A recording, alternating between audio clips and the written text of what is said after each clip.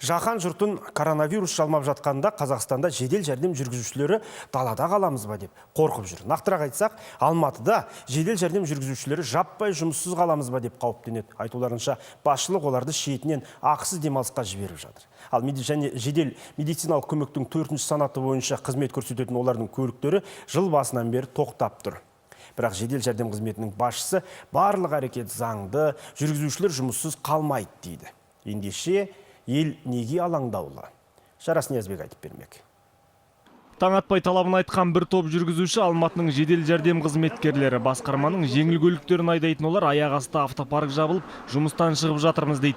Жиналғандардың кейбірі жедел жәрдемде жұмыс дегеніне 20 жылдан асқан, арасында зейнеткерлікке 1 жыл қалғандары да бар. Şu mına aptida isteyemiz, sonra keyin nesik barasın der deydi. Biz saniran жатырбыз. Biz bilmeymiz қайқы барамыз енді 1 жыл пенсия қалғанда.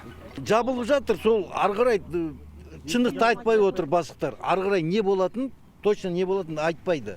Ақырында адамдарды жіберіп жатыр.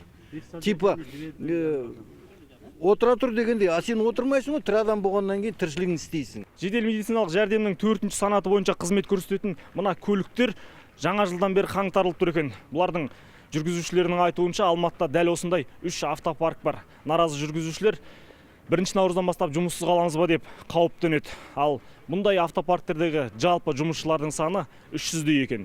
Жиналғандардың кейбірі жұмыстан шығып қалғандар. Солардың бірі жеңіл көлікке қауіпті науқасты отырғызудан бас тартқаным үшін жазықты болдым дейді.